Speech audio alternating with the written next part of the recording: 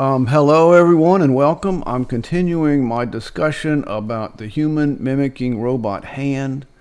I have many YouTubes about it. This is another one. I'm talking about the strength of the hand. I do have a website. You can go there and then on the menu to the robot to give the robot a hand. And that's where all this discussion is. I always try to put in the disclaimer for robots or any physically real object could possibly hurt someone. If you're managing it, you should manage it in a manner that is reasonable and legally allowed and safe. And if you can't manage it that way, my advice is do not create it as a physically real device. I've already talked about the 4 criteria that I want for the robot hand, and that I feel people are going to say it's impossible.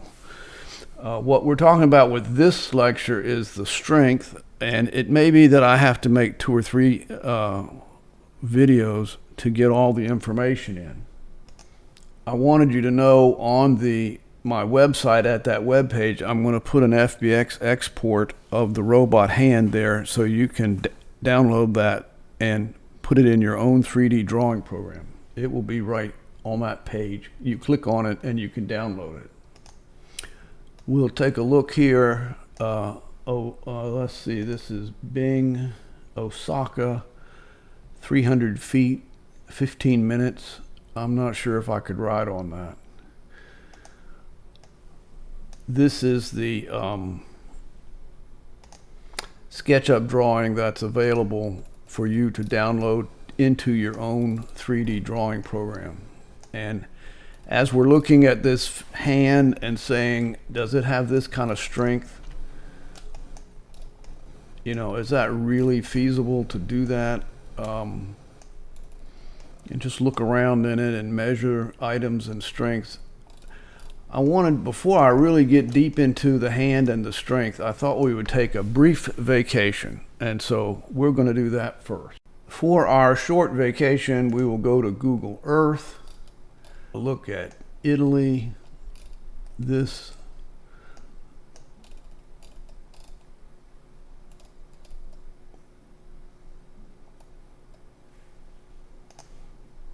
was a town in Italy that was featured in Bing as a screensaver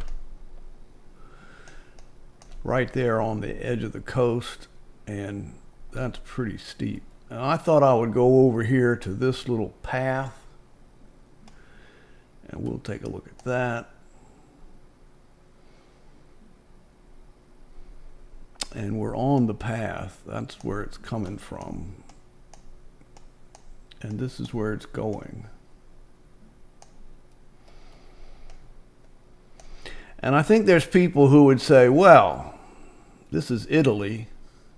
It's summertime, it's hot, it's probably got bugs, it's got rocks, you could twist your ankle. Why would anybody be interested in doing this? That would just be, what in the world are you doing there? But I look at this and say, well, I wonder what's down there. And if you go all the way down there and look and finally see what's there, I would be saying, well, what else is there to see? And I really want to have the same attitude with respect to the human mimicking robot hand. And I want to look at it and say, is this possible? Are you going to be able to make a human mimicking robot hand that has enough strength to do what we're saying? This hand is 4 inches wide. It's basically 2 inches tall. The index finger is from the tip of the finger to the metacarpal phalangeal joint is 4.6 inches. And this hand is going to be able to hold up 200 pounds. That intrigues me. And so that's what I wanted to mention. And I think I'm going to do a lot of this discussion in SketchUp because SketchUp allows measurement fairly easily. And this is the new version of SketchUp. So that distance right there to that corner is 0.37 inches. So that's easy to do in SketchUp. It's a little harder to do in some of the other programs. And this is the new version of it. There is some issues to discuss on strength. If you have a material, there are conventions about strength. There is a value called the tensile strength or the yield strength. If you have a structure, you can put a stress on it. You can pull on it, that's a tensile stress. You can push on it, that's a compressive stress. You can do bending where you try to bend it.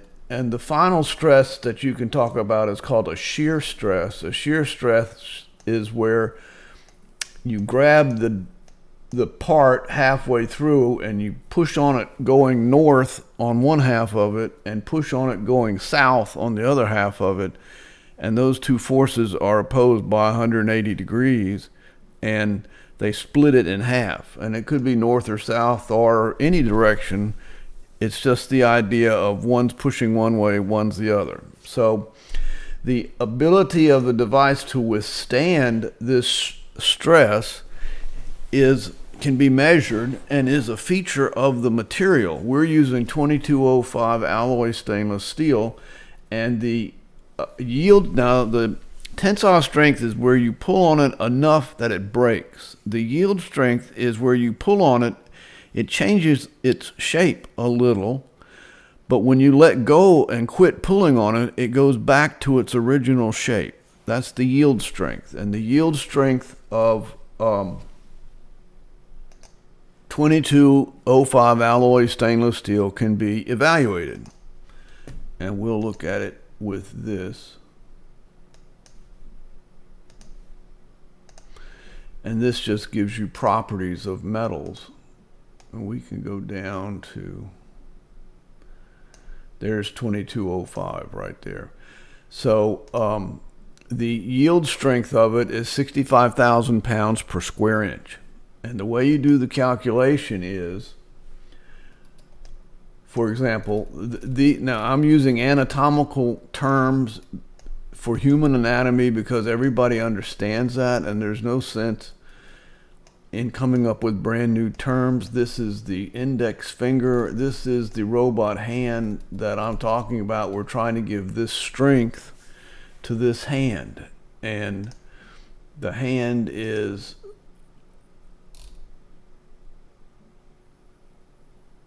four inches wide. It is basically 2 inches tall. The index finger from the metacarpal phalangeal joint to the tip is about 4.5 inches. So we're looking at a hand of that size, and we want to evaluate whether it has enough strength to hold up 200 pounds. I wanted the robot to be able to reach up in the air and grab a hold of a bar and lift its feet off the ground and hold itself up. So it has to be able to hold up 200 pounds. And so that's going to be 50 pounds per finger. And that's the strength discussion. And we are going to have this hand function the same way that a human hand functions, in that these little hydraulic cylinders inside the hand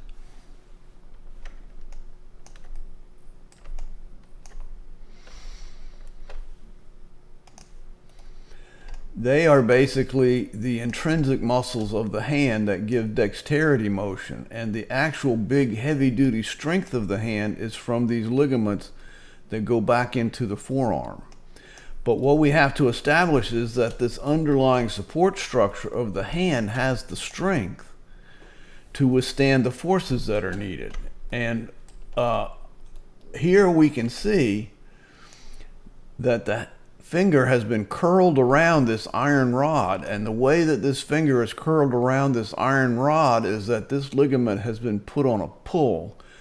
And I have a strength discussion. That's going to be a separate discussion about what it is.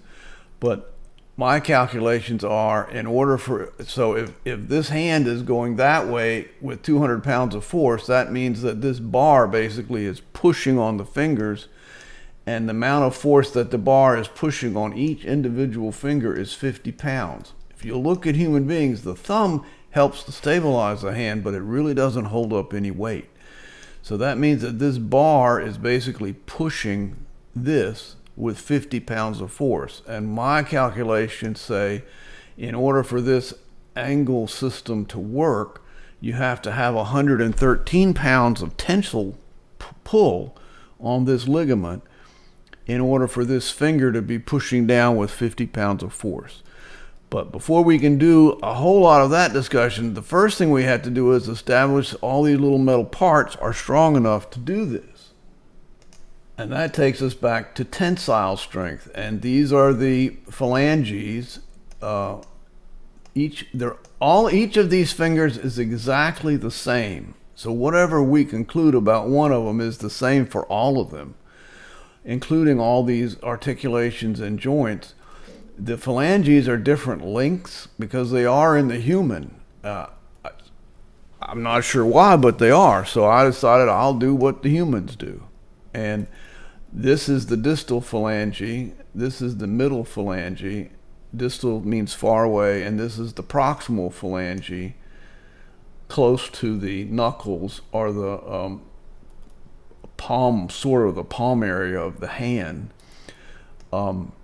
The joint, an interphalangeal joint, is from one phalange to the other phalange. So this is the distal interphalangeal joint, and this is the proximal interphalangeal joint. This is the metacarpal bone in humans, so this would become the metacarpal phalangeal joint. And just looking at the phalange, we can start out with, well, what is the strength of the phalange? And what you do is you take this metal, and I'm trying to do a convention where the cross-sectional area is in red. It's 0.266 square inches. 0.266 square inches times 65,000 pounds per square inch, the yield strength says 1,729 pounds. So you can pull on this with 1,729 pounds and nothing will happen.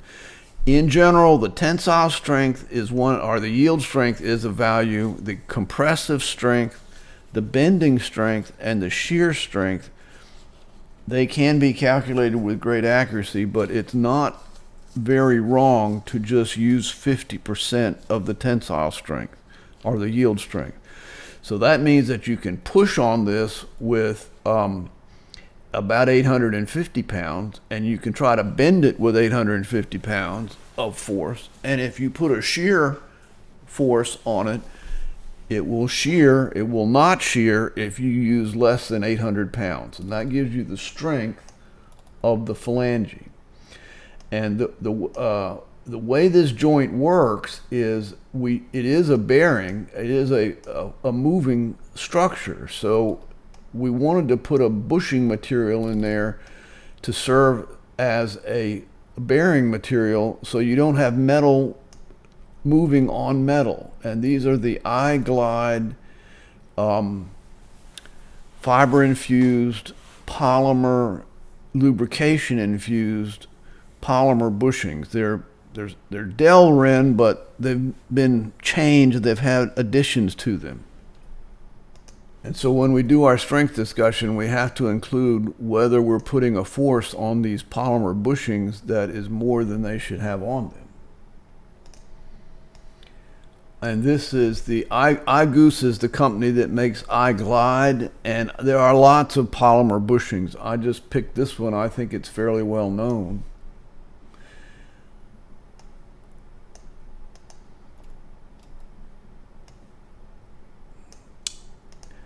And you can look at this